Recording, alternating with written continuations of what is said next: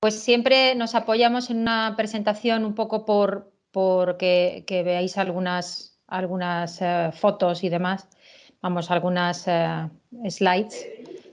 Voy a intentar compartir y ahora me decís si veis. Sí, porque a la fin... Vale, perfecto. El fondo yo creo que ya para los que estamos aquí es conocido. Al final es un fondo de renta fija, aunque le tildemos de flexible, que lo es, en el sentido que sí que yo estoy activamente en el mercado siempre. Pero bueno, esto es un fondo de renta fija. Eso es importante recordarlo porque a pesar de que intentamos ganar dinero siempre, este año va a ser harto complicado, ¿no? Terminar en algo positivo, creo yo. Fijaos que empiezo por el final, pero es que es importante situar. El final es qué ha ocurrido estos 6 meses y de verdad que yo llevo 20 y tantos años y en renta fija creo que salvo el 2008, que hubo una parte, ¿no? Donde realmente todo fue muy, muy mal. Creo que no ha habido ninguna crisis salvo otras previas en donde yo todavía no estaba en el mercado, en el 94, que fue una crisis especialmente de renta fija, y otras previas. Y salvo el 2008, yo esta pantalla que veis ahora no la había vivido nunca. Es que ha caído absolutamente cualquier cosa de renta fija, pero es que además cualquier cosa de renta fija ha caído a la par que muchos de los índices de bolsa, lo cual es absolutamente demencial. O sea, el que compró un bono el 1 de enero, que pongo aquí a 10 años del gobierno de España, hoy pierde un 17%, que es una cosa absolutamente demencial. Bueno, no se pierda, es que este año el bono va así. Luego, cuando llegue su vencimiento dentro de 10 años, pues el que sea habrá ganado o perdido según a cómo entró y dónde entró. Porque ya sabéis que en renta fija, pues para bien y para mal hay un vencimiento, cosa que no hay en los fondos de renta variable. Y esa es una gran distinción. Porque aquí tenemos algo más de visibilidad del timing, de qué puede ocurrir, siendo que nadie tiene una bola de cristal, en el sentido de que los activos que hay dentro de un fondo de renta fija tienen un vencimiento y en eso incidiremos después. Pero bueno, quería haceros ver que desgraciadamente el entorno no ha sido hostil, ha sido lo siguiente. O sea, es que ha caído, que tienes un bono corporativo y ahora lo veremos, euro, pues te ha caído un 13. Ahora os he traído, por ejemplo, un bono de Telefónica para que veáis justamente. Que decimos que el high yield, el high yield da miedo. El high yield ha caído menos que la deuda del Estado, si me apuráis desde el 1 de enero. Entonces, al final estamos en una situación bastante compleja y delicada. Y en donde es que cualquier cosa que has comprado el 1 de enero, pues dependiendo de dónde lo categorices, hoy pierdes entre un 10 y un 15, ¿no? O incluso un 17. O sea, una cosa demencial. Os he traído un bono Telefónica, se ve poquito, pero se ve, es la línea, digamos, oscura. La línea oscura, esto es el comportamiento del bono de Telefónica en este año solo. Y como veis, ha caído un menos 7%. Un bono a 3 años. Es decir, el 1 de enero, si hubiéramos comprado este bono de septiembre 25 de vencimiento, de riesgos senior Telefónica, es decir, de verdad que no tengo ninguna duda que me lo va a repagar dentro de 3 años, bueno, pues hoy pierde un 7,7. Esto simplemente es que pone un índice global de bonos y como os he mostrado antes, pues los índices globales de bonos están cayendo entre 12 y 15%, ¿no? Entonces, claro, mi pregunta aquí es, cuando tú ves esto y están en el día de hoy, ¿qué es lo que te pide el cuerpo? Pues decir, jolín, esto no para de caer, esto tal. Pero por otro lado, tenemos que ser conscientes de que en 3 años Telefónica, esto que ahora está en 97 en este caso, lo veis aquí de precio, pero es que estaba en 100 y pico, por eso ha caído un 7%. Y a un 2,40 de TIR, pues dentro de 3 años o el mundo se ha aniquilado o Telefónica no va a repagar esto a 100. Del 97 se va a ir a 100. Y este es un aspecto muy importante siempre que pensemos que, a ver, lo que hay dentro de las carteras tiene un vencimiento y estimamos que la gran mayoría, por no decir todo, nos va a repagar, ¿no? En tiempo y forma. Fijaos la yield, la TIR del bono de Telefónica. El bono de Telefónica en julio del año pasado rentaba negativo, menos 0,20, menos 0,30. O sea, a un año y medio de vencer el bono, invertías en un bono Telefónica y encima le tenías que pagar pasta, porque es que no te daba ninguna rentabilidad. Bueno, a día de hoy compras este bono y ya te da un 2,40% de rentabilidad. ¿Y por qué te da un 2,40% de rentabilidad? Pues porque, como sabéis, hay dos factores. Uno, el cupón, que es bajito, del 1,5, pero al estarlo comprando por debajo de la para 97, pues vamos a tener una ganancia de capital en la compra de este bono. Esos dos componentes, el cupón y el precio que se vaya a 100, es lo que nos va a hacer una rentabilidad del 2,40. Esto es importante también porque, perdonar que sea pesada con los conceptos de renta fija, pero me he encontrado a lo largo de mi carrera que no es tan intuitivo ni tan fácil. Hay que ver un poco cuáles son las fuentes de rentabilidad, ¿no? Pero es importante. Por eso os traigo este ejemplo tan simple, pero tan visual. Y bueno, ni que decir tiene que esto significa que los bonos, este en concreto a 3 años, su rentabilidad ha subido 250 puntos básicos, 2,5%, que estaba en negativo a primero de año, ¿no? Estaba a cero. Entonces, de ahí, lógicamente, cuando las rentabilidades suben, como ya sabéis teóricamente, los precios de los bonos bajan. Por eso, cualquier fondo de renta fija, más o menos de los que yo miro tal, en mayor o menor medida y dependiendo de su sensibilidad, que es la duración de los bonos que hay dentro, este año están en negativo. Porque claro, si tienes un bono a 3 años que te cae un 7, no es lo mismo que tener, aquí nos he traído el bono de gobierno de España a 10 años, que como tiene una duración de 8 te ha caído un 17, que es la barra que os mostraba al inicio, ¿no?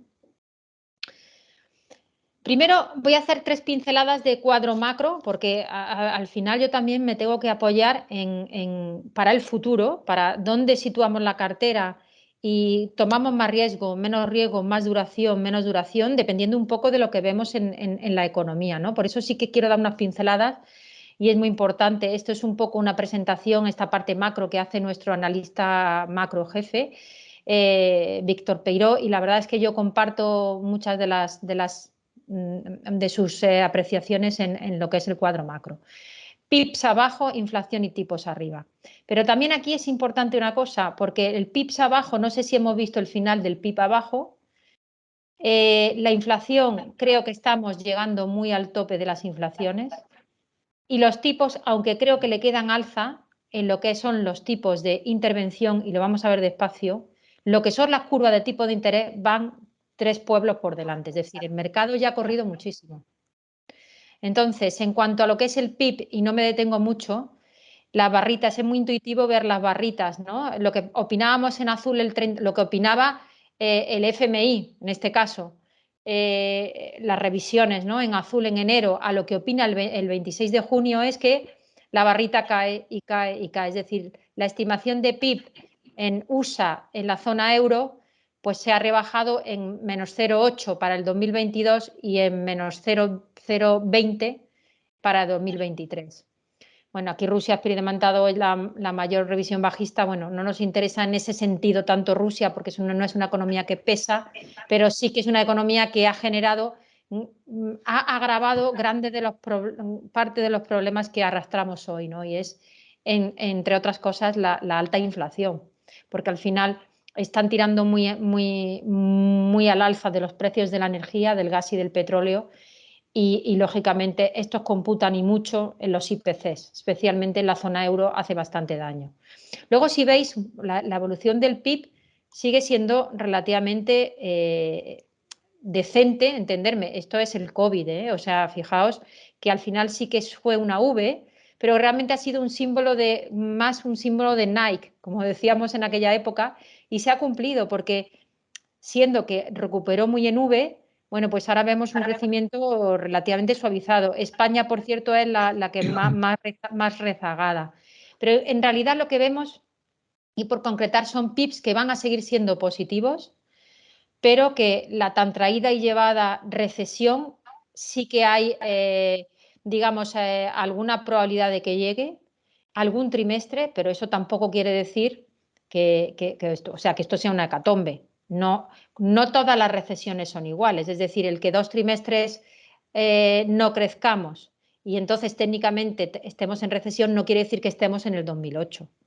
Y bueno, eso también está por ver. O sea, está claro que los presidentes de los bancos centrales han manifestado los dos, especialmente Powell, que ve su economía muy fuerte en Estados Unidos, pero que no puede descartar 100% que haya algún trimestre de decrecimiento. Y en Europa pues estamos en las mismas porque partimos de crecimientos mucho más bajitos. Fijaos que la azul clarita es Estados Unidos, siempre aventajado, siempre es el alumno aventajado, ¿no? La zona euro pues son crecimientos mucho más pírricos, ¿no? Y sin embargo, a la hora de las inflaciones están parecidas. Y ese es el problema que tenemos siempre en la zona euro, que crecemos menos, pero que en este caso la inflación desgraciadamente nos toca incluso más porque estamos más cerca de Rusia y más dependientes de Rusia, ¿no?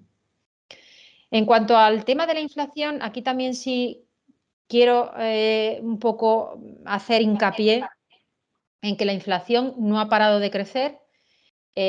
Nadie dice que este trimestre que viene no vaya a seguir siendo alta, pero yo creo que estamos empezando a ver el tope, digamos. O sea, el 10% de inflación que ha salido en España, para mí yo creo que va a ser,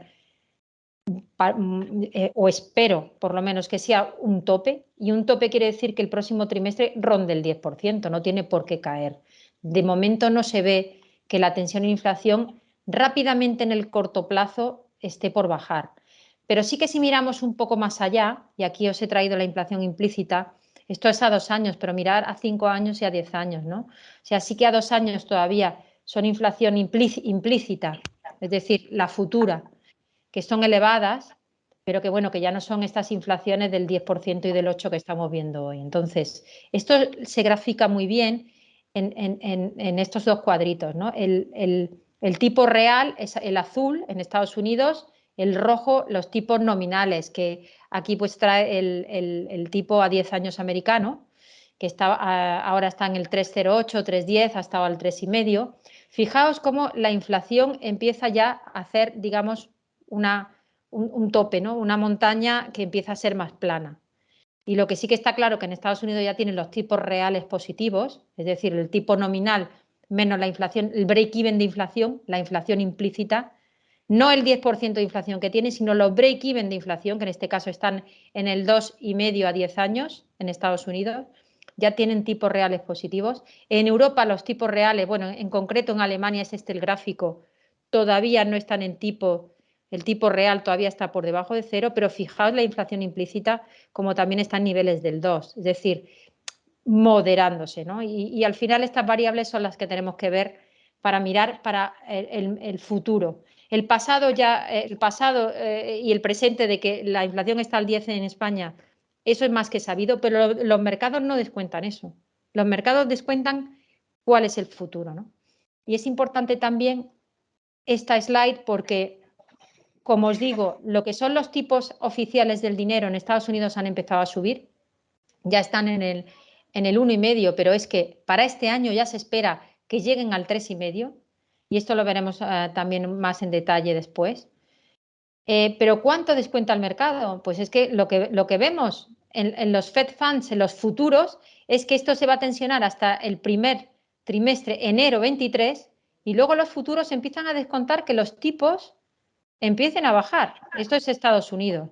¿Por qué? Pues porque esa expectativa que del tipo terminara en el 2,5 en 2022 en Estados Unidos, hoy día es un 3,5. Y ese 3,5, que es lo que te refleja el mercado en sus futuros, piensa que gran parte de la subida de tipos que se iba a realizar en los próximos 24 meses se va a hacer en 2022. Es decir, hemos adelantado todo muchísimo. Y cuando digo adelantado todo es que los tipos van a subir en 12 meses lo que esperábamos en 24.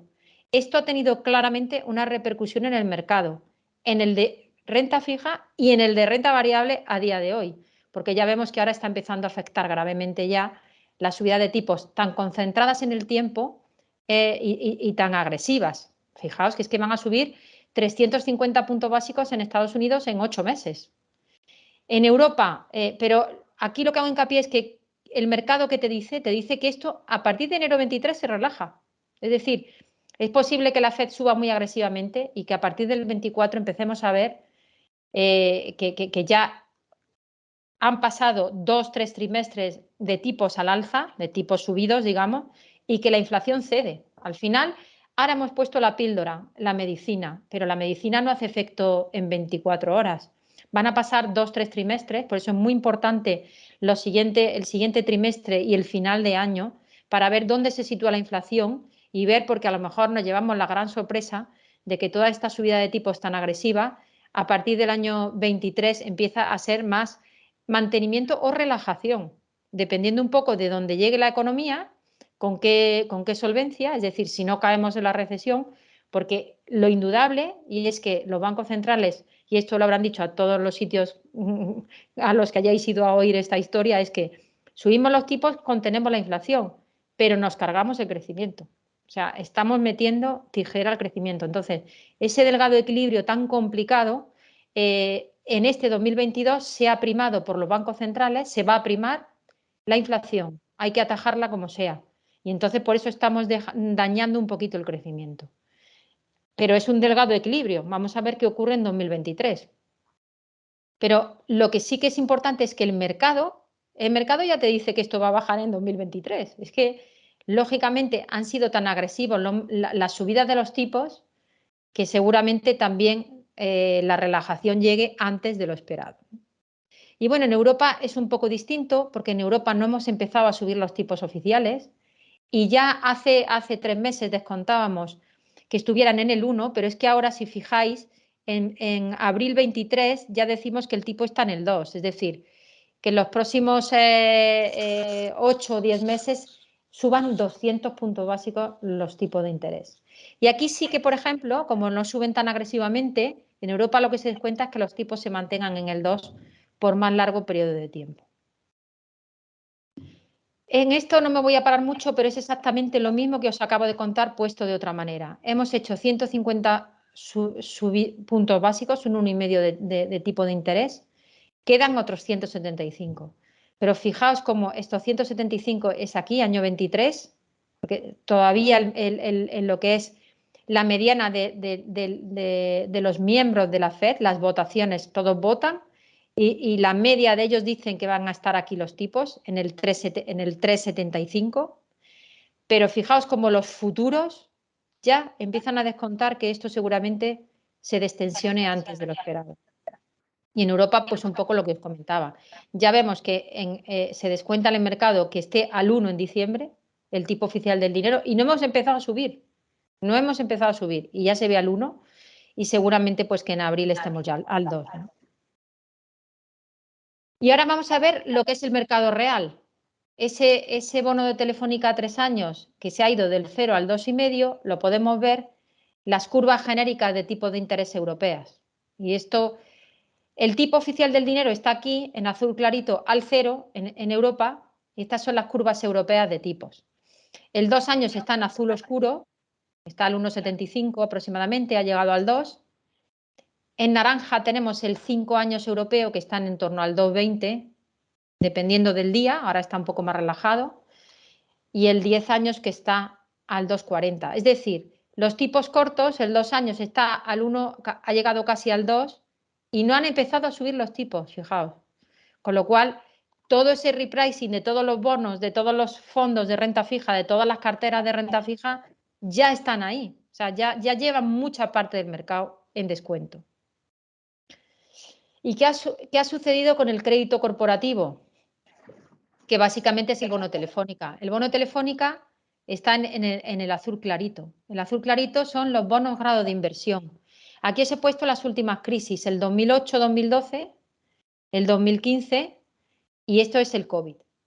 Cuando esto sube, básicamente lo que indica es que la compañía que antes se financiaba al tipo oficial del dinero, que es este, por ejemplo, el bono de 3 años Telefónica, imaginaos que fuera el 2 años, pues estaría al 1,70 de base de partida Telefónica, más su propio spread de crédito por ser un bono de Telefónica y no ser una deuda del Estado americano, que realmente tiene poco riesgo de crédito.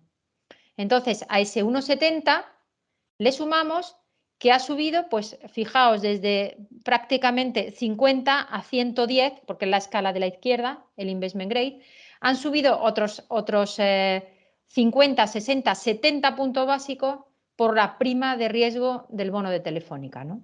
Entonces, es que la base de partida ha subido mucho, y tanto que ha subido mucho, estaba en el menos 0,5. Fijaos, menos 0,5 y está hoy al 1,70, ha subido 200 puntos básicos. Los bonos a 2 años en Europa, más su diferencial de crédito, que te lo da los spreads de crédito que traigo aquí pintados, ¿no? Y lo importante, estamos en una zona donde esto suele darse la vuelta. Especialmente, fijaos, el grado de inversión que ha llegado a los niveles del COVID. Que nos echábamos las manos a la cabeza de lo que hayan caído los bonos, también las acciones, ¿no? Pero aquí estamos ya en los mismos niveles de estrés, ¿no? Entonces esto, antes o después, revierte a la media, como cualquier activo. También cuando están abajo suelen ampliar en algún punto. Pero fijaos que está mucho tiempo tranquilo y luego de repente hay crisis y esto lógicamente, ahora ya estamos en una desviación típica que dicen los de la media, es decir, que estamos en zonas donde esto debería empezar a estabilizarse.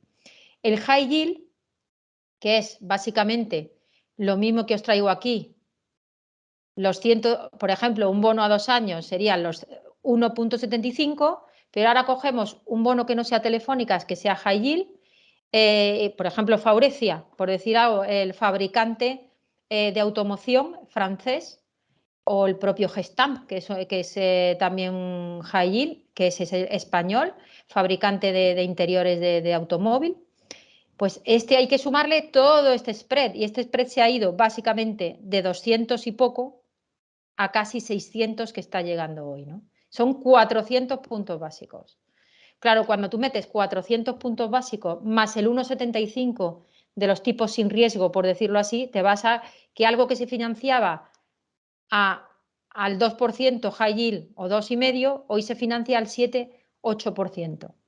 En solo prácticamente 6 meses. Es una auténtica burrada. Porque claro, esto no es... no, bueno, es que estos son números, no. Esto es que Telefónica hoy sale al mercado y te paga un 2,5 por su bono. Y hace 6 meses le tenías que pagar un 0,20 para prestarle dinero. Entonces a Telefónica las condiciones se le han restringido. Lógicamente tiene una peor situación ahora que hace 6 meses. Pero lo que está claro es que su deuda ya lo ha puesto en precio. Los bonos ya lo han puesto en precio. Entonces, por eso es tan importante ver un poco lo que descuenta el mercado y lo que pensamos que puede suceder en el futuro. Lo que sí que tengo claro es que los bonos ya han puesto en precio gran parte de toda esta subida de tipos y también de toda esta incluso va a ser más difícil para las compañías financiarse, puede haber trimestres donde no se crezca. Todo esto ya lo vemos en los precios de los bonos. Entonces, el high yield se acerca aproximadamente a su zona de máximos de marzo 20, quiero decir, y por tanto en niveles de muchísimo estrés que normalmente en algún punto revierten algo a su media. Claro, yo invierto al final, yo presto dinero a compañías. Entonces, claro, es importante dónde estamos hoy respecto a lo que es la fortaleza y los balances de las compañías. Es cierto que van a tener que pagar mucho más de intereses por su deuda, pero fijaos, esto es verdad que llega a diciembre y que esto habrá empezado a repuntar, pero fijaos que es que como consecuencia del COVID en 2020, que el apalancamiento lógicamente subió, porque el apalancamiento es ver un poco cuánta deuda tienes y cuánto produces, y los EBITDAs, lógicamente las compañías en 2020 dejaron de producir. Es que se pararon completamente. Entonces, el apalancamiento subió mucho y de repente, lógicamente, ha caído. Pero es que también hubo otro tema y es que las compañías acumularon mucha caja y redujeron al máximo sus inversiones en CAPEX, en sus inversiones en general, por miedo al COVID, con lo cual, bueno, al final se han hecho con una pila de dinero, con lo cual la cobertura de intereses, digamos que está muy asegurada. Esto, lógicamente, son gráficos genéricos, luego cada compañía estará en su sitio. Y esto es grado de inversión, es decir, las compañías grado de inversión hoy por hoy están en mejores condiciones que en 2020. Siendo que es verdad que ahora van a pagar más por sus intereses y van a empezar, y si realmente al final se deterioran mucho las economías, pues empezarán a subir su apalancamiento, porque sus EBITDAs, es decir, lo que producen, volverán a caer. Pero de momento, las compañías en general están mejor hoy que hace 2 años.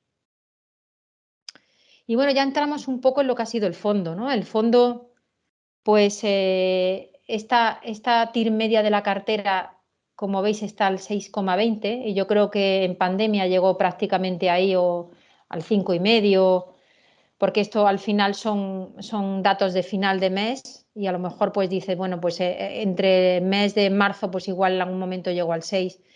Yo creo que históricamente es la tasa media de retorno del fondo más alta desde que se creó hace 5 años.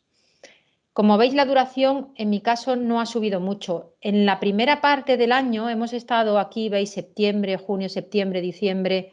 Esto al final es porque yo cubro y descubro la duración de manera muy activa. Pero hemos estado con duraciones bajitas de 2. Pero a partir de hace pues aproximadamente un mes hemos empezado a no tener tanta cobertura de duración. ¿Por qué? Pues porque lo que estamos viendo es que el bono español cayendo un 17, el bono alemán cayendo un 15, el bono americano llegando al 3,5, entra dinero. Ahí entra dinero porque, de hecho, el bono americano del 3,5 ahora está en el 2,08. Entra dinero por 2 motivos, porque nos hemos pasado especulando que van a subir los tipos y 2, porque en el momento en que hay pánico en las bolsas y se vende el activo de riesgo, también los bonos, bolsas y bonos, entra dinero en lo que es el propio tipo de interés, en la deuda gubernamental alemana, en la deuda americana y por tanto queremos estar en duraciones bajas, sí, pero no ultra bajas, porque está empezando a subir los tipos, por tanto vamos a ir muy piano, pero muy piano, incrementando duración.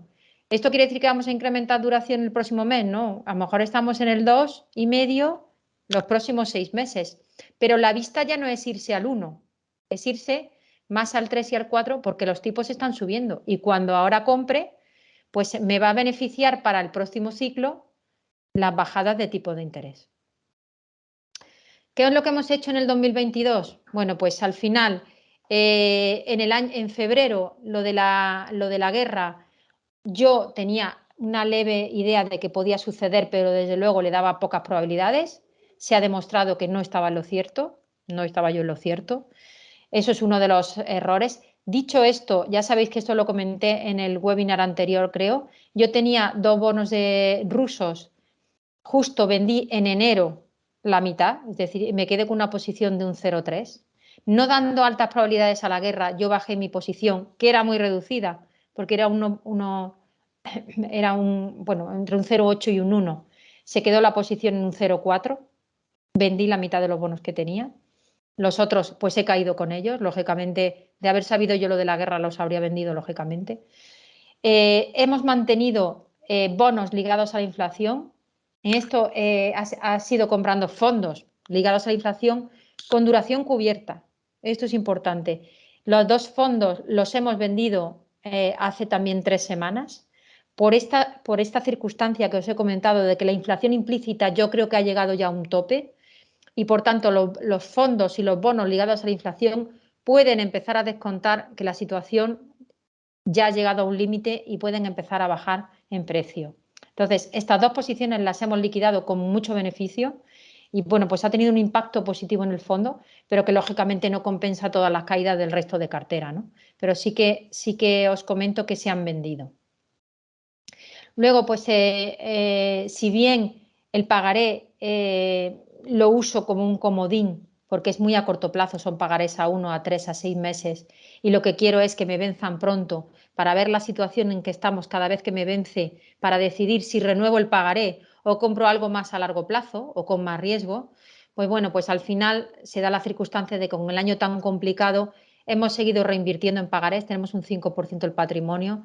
Esto es una liquidez recurrente, más allá del 5 o 10% de liquidez que he tenido, porque claro, cada vez que a 1, a 3 o a 6 meses me vence un pagaré, tengo el poder de decisión de decir, bueno, ¿y ahora dónde lo meto el dinero? Porque claro, ahora a lo mejor ese bono Telefónica que hace 6 meses me daba un 0,20 negativo, ahora lo compro al 2,5 a vencimiento a 3 años. Esa es la capacidad que el sufrimiento es que el fondo, lógicamente los activos que hay dentro caen, pero no podemos estar en mejor situación los gestores de renta fija, porque a partir de ahora se abre un abanico de posibilidades de decir, bueno, es que se normaliza la vida, se normaliza nuestra vida, que es comprar bonos con rentabilidad positiva, aunque sea un 2, un 1, un 5, ya dependiendo un poco del riesgo que queramos correr o de la duración, pero vamos a empezar a estar en un ciclo donde vamos a tener rentabilidades positivas en las carteras de renta fija meramente por el repricing del mercado. Y eso es una bendición para un gestor, a pesar de que el año sea duro y no nos guste ver la cartera caer, ¿no? Y luego, por último, sí que hemos estado, como os he comentado, la segunda mitad del año 21 y los primeros 3-4 meses más cubiertos de tipo de interés. Eso nos ha aportado un 0,5 de rentabilidad positiva. Eso seguiremos intentando hacerlo siempre que veamos que hay que cubrir la duración, que de momento, como digo, ahí ha cambiado un poco mi escenario. Ya no estoy para estar en duraciones por debajo del 2. Yo creo que hay que ir empezando a mirar de mantener duraciones bajas entre el 2 y el 3, pero no ya duraciones muy ultra bajas, porque creo que ahora lo que va, el siguiente ciclo será añadir duración para cuando empiecen a bajar las rentabilidades y subir los precios de los bonos. Esto será muy paulatino, pero irá sucediendo. Y luego, pues algo muy importante, ¿dónde está la cartera situada hoy? Bueno, pues un 50% de la cartera nos vence en 4 años. Es decir, por eso tenemos una duración de un 2,5. Tenemos unos activos algo más largos, pues aproximadamente un 30% de la cartera, que siempre os digo que es sobre todo la deuda subordinada. Sin embargo, un gran grueso de la cartera, un 50%, vence en los próximos 4 años. Y de ese 50, un 18 vence en un año. Es decir, que todos esos bonos que están en 98, 99, por debajo de la par, pero que les queda un año de vida, porque normalmente si les queda un año no suelen estar en precios muy descontados, pues van a tender a 100. Y esto nos va a hacer, nos va a ir liberando capital para ir reinvirtiendo a esos tipos mucho más atractivos que os acabo de comentar, que es la tesitura en la que vivimos hoy, ¿no? Si vemos la cartera como un bono en su conjunto, la tasa media de retorno es del 6,5, que es un poco lo que os comentaba con el gráfico, y el precio medio de la cartera a día de hoy es de 92,5. Fijaos el descuento que tienen. Tiene pues aproximadamente casi 7,5 puntos de descuento. Eso quiere decir que según va venciendo la cartera, que lógicamente tiene una duración media de 2,5, pero el vencimiento medio de los bonos es más largo, porque eso es duración media, con lo cual la duración media siempre es inferior al vencimiento de los bonos porque vamos cobrando cupones. Pero tal cual van venciendo los bonos, vamos reinvirtiendo. Pero entrar hoy es como comprar, en el fondo es como comprar un bono al 92,5, que de duración media tiene 2 años y medio, pero que un 50% de ese 92,5 me va a vencer en 4 años, fijaos. Por tanto, vamos a ir recuperando los 100, porque lógicamente ahora hay mucho descuento en el fondo, por la caída, lógicamente, de los bonos. Y porque sí que es cierto que yo ahora la tasa media de retorno del 6,5 soy capaz de comprarla con bonos de mucha calidad, porque no porque las compañías no tuvieran calidad antes y ahora sí, es que el propio tipo de interés oficial de los tipos de las curvas europeas ha subido 200 y 300 puntos básicos. Entonces ya de partida salimos con una ventaja. Telefónica sigue siendo la misma hoy que hace 6 meses, pero el bono ya no es el mismo. Puedo comprarlo hoy mucho mejor que hace 6 meses. Entonces, luego de ese 50% de la cartera, y aquí realmente estamos ahora quizá con más investment grade que hace 3-4 meses, y desde luego vamos a mantener el grado de inversión, es decir, la fortaleza de la cartera no va a disminuir, sino que va a aumentar, porque ahora yo estoy posibilitada en comprar bonos grado de inversión con rentabilidades atractivas que hace un año y medio no podía, porque eran rentabilidades negativas. Entonces, ese 50% de la cartera es grado de inversión, son empresas súper sólidas. Y luego tenemos un 30% que es high yield, que son compañías más endeudadas, por eso son high yield.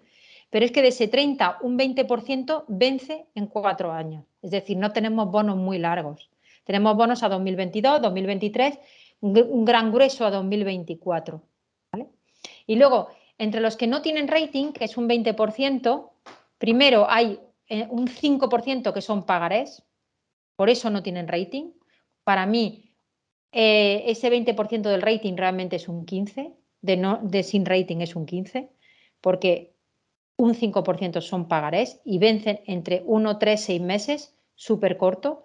Y de hecho, en general, de este 20, un 17 también vence en 4 años. Es decir, por eso un 50% de la cartera vence en 4 años. Es decir, tenemos visibilidad y en los próximos 4 años vamos a recuperar muchas amortizaciones de bonos que van a tenernos que pagar 100, salvo que quiebren, que no lo contemplamos. O sea, no contemplamos. Esto no es un 2008 donde va a haber un montón de quiebras en cascada. Tampoco hubo tantas quiebras. Hubo muchos bonos que cayeron en 2008 y que luego finalmente han recuperado, porque había bonos de cualquier entidad financiera, porque aquello fue más una crisis financiera, que se fueron a 50, 60, que lo estamos viendo hoy en el mercado de renta fija, pero que luego con el tiempo y una caña han vuelto a su sitio, han vuelto a 100, ¿no?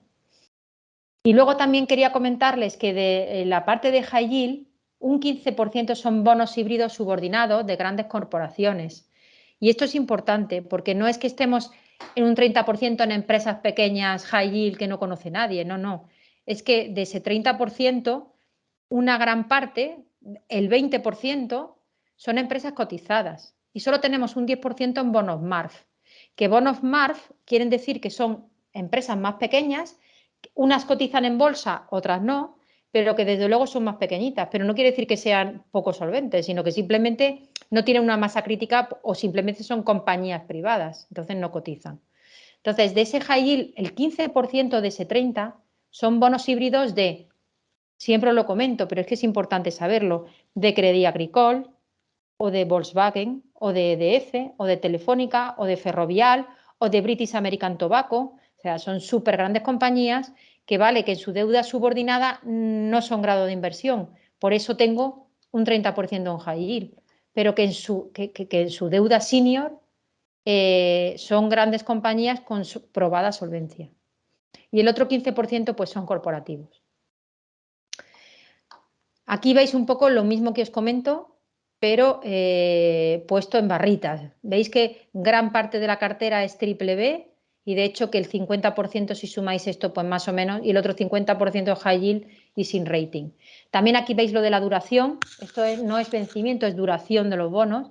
Gran parte está en esta primera hasta casi 3-4 años, en esta primera entre a menos de un año y hasta 3 años, hasta, como comento, el 50%, más del 50% de la cartera está a menos de 4 años. Luego la composición no la he variado mucho. Sabéis que tengo un 30% normalmente subordinada, ahora hay un 27% aproximadamente, tenemos 3 puntos porcentuales menos, entre otras cosas por la caída de los bonos, porque van cayendo y entonces si no repones, y de momento ese 3% lo compraremos, pero tenemos que ver algo más de visibilidad. Vamos a ver un poco, bueno, por países esto ha cambiado poquísimo. He visto que de la última vez que lo traje aquí teníamos curiosamente un 43% en España también.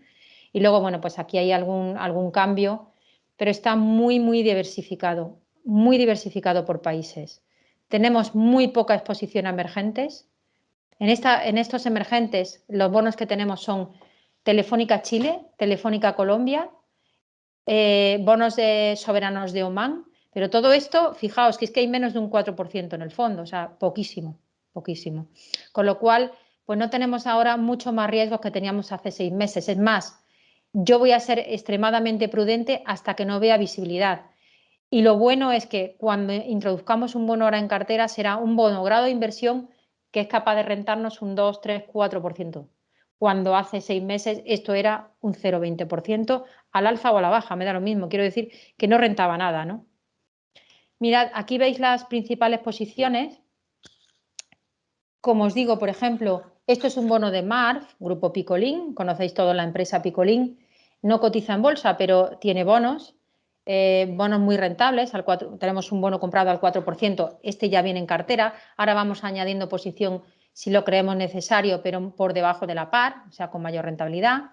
La segunda posición es Fertiberia. Fertiberia es una empresa que era parte del grupo HL. El grupo HL, con todos los problemas que tuvo, lo vendió a un fondo de capital riesgo nórdico que se llama Tritón. Bueno, pues Fertiberia fue y es la única compañía del grupo OHL que siempre ganó dinero. Era la joya de la corona de OHL, de Villarmir. La joya de la corona, por eso la vendieron. Bueno, pues está súper bien gestionada, tiene muy poquita deuda y está en un sector que desde luego tiene también visibilidad porque están en temas de amoníaco. En fin, al final, bueno, es buscar valor, ¿no?, en empresas que realmente no están muy endeudadas, aunque no sean las grandes empresas conocidas. La tercera posición hoy son unas letras italianas. Hemos comprado, como sabéis, el dinero en la cuenta corriente me lo cobra BNP, el depositario, al menos 0,5, y por tanto tengo que quitar dinero de la cuenta corriente vía pagarés, vía bonos a muy corto plazo, vía letras italianas. Por ejemplo, estas letras italianas que vencen en marzo 23, pues las compré escasamente a 0%, creo recordar, 0%. Pero es que ese 1,68 que quito del menos 0,5 de BNP, para mí es una bendición. Y esto, una letra italiana, que por cierto, estos días justo además encima están subiendo los bonos italianos y encima me está dando dinero, aunque no era el objetivo. Yo mañana digo que quiero venderlo porque quiero comprar un bono de Carrefour al 4 y entonces automáticamente es súper líquido, ¿no? Esa es la razón de que veáis ahí, porque de momento todavía no tenemos mucha deuda gubernamental larga. No hemos comprado ni deuda española, ni hemos comprado deuda italiana, ni hemos comprado treasury americano. De momento yo estoy evitando todavía alargar duración. Eso llegará, pero llegará pues dentro de seguramente 1 o 2 trimestres.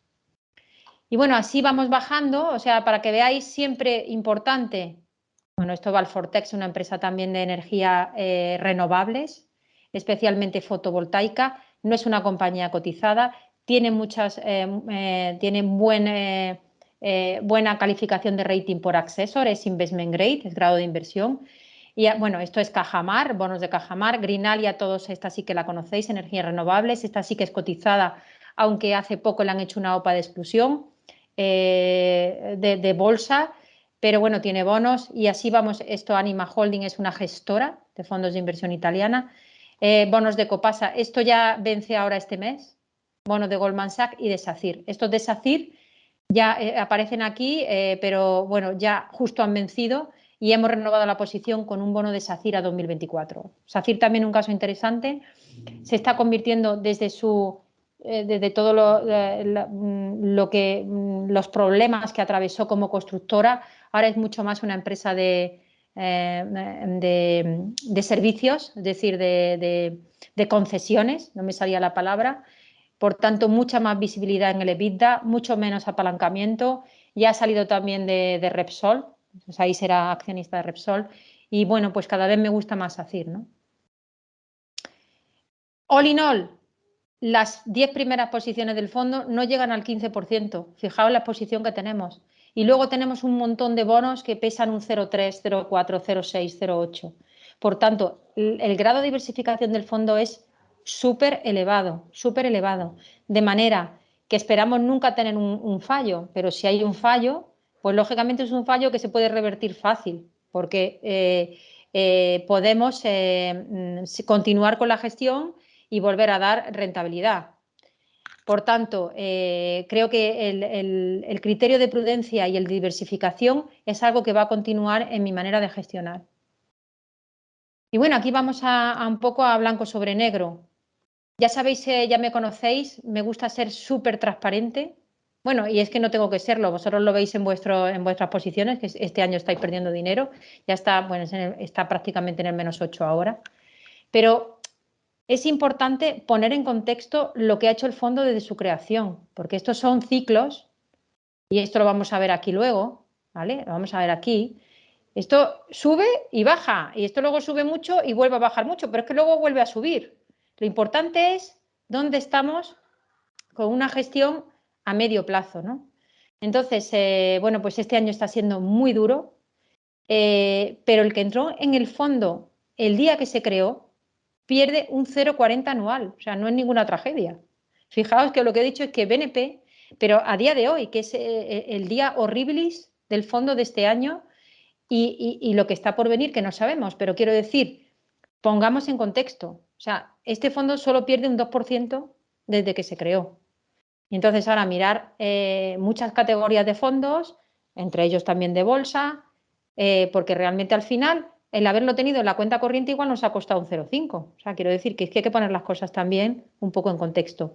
Ahora, lo importante es ver el medio plazo, siempre ver el medio plazo, porque lógicamente si no nos volvemos locos. Y yo siempre os voy a traer cómo está el fondo desde que se creó y cuánto se gana con él cada año. Creo que es un ejercicio de honestidad. Cuando baja y cuando sube. O sea, es la forma es mi forma de ser, ¿no? Pero lo que sí que os voy a hacer hincapié es que los periodos donde esto es así de duro son los que hay que ir paulatinamente metiendo dinero, porque es que luego los fondos a medio plazo recuperan y se gana bastante dinero. De hecho, fijaos que el que compró en el pico de marzo 20, aquí mi fondo en azul, ese todavía no pierde dinero, ¿eh? Fijaos con todo lo que ha llovido. Lógicamente el que compró aquí pierde un 8, ¿vale? Pero por eso digo, por eso insisto, cuando las cosas están cayendo es el momento de meter dinero, porque al final te equivocas mucho menos en un medio plazo que cuando estás comprando al alza los activos. Eso es así en renta variable, en renta fija y en cualquier inversión en la que nos propongamos, ¿no? Cuando las cosas empezamos a sentir que pueden estar baratas y que tienen valor, pues es el momento de comprar. Bueno, pues ahora tenemos una tasa media de retorno del 6,20, ¿no? Entonces, esto lo cuento siempre y quiero que lo entendáis también bien, ¿vale? Porque esto no es, ¿cómo lo diría yo? Esto no es una cosa matemática. Esto es que con ese 6,20, que es ya muy elevado y descontados los gastos, si cerramos los ojos y no hacemos nada y el mercado no se mueve, cosa que no es real, dentro de un año habéis recuperado un 4,90. ¿Esto es así? No, es que me dijiste que íbamos a recuperar un 4,90. No, es que yo lo que te digo es que por el carry de la cartera, esto tiene que recuperar un 4,90 de aquí a 12 meses. Y ahora, puede ser que los tipos se tensionen, que es la parte izquierda, pero es que fijaos, como ya tenemos tanto colchón, el que compra hoy, los tipos podrían subir otros 150 puntos básicos. Cuando digo 150 puntos básicos, no son los tipos de interés oficiales del dinero, que esos no han empezado a subir. Digo estas curvas.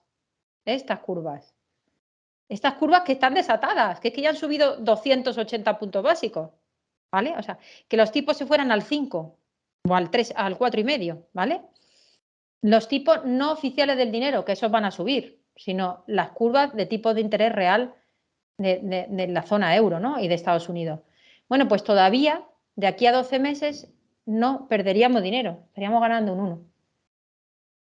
Lógicamente, eso es el que compra hoy, con un 6,20 de TIR media, con una duración del 2,5. Si esta duración fuera más elevada, esto se magnificaría. Esta es la sensibilidad de mi cartera, ¿de acuerdo? Entonces, si esto fuera una sensibilidad de 5, podría ganar mucho más si los tipos bajan y perder mucho y perder más si los tipos suben. Pero tenemos unas duraciones moderadas y vamos a seguir teniéndolas.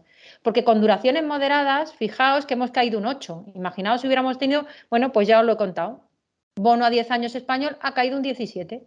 Ese es el resultado, ¿no? Entonces, para mí, oportunidad única de ir comprando a la baja.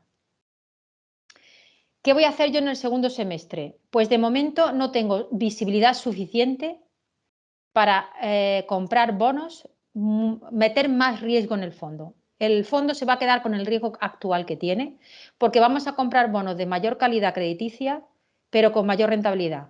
Por los dos efectos que os he contado previamente, el efecto base de las curvas de tipos que han subido acusadamente y la ampliación de diferenciales de los bonos de crédito.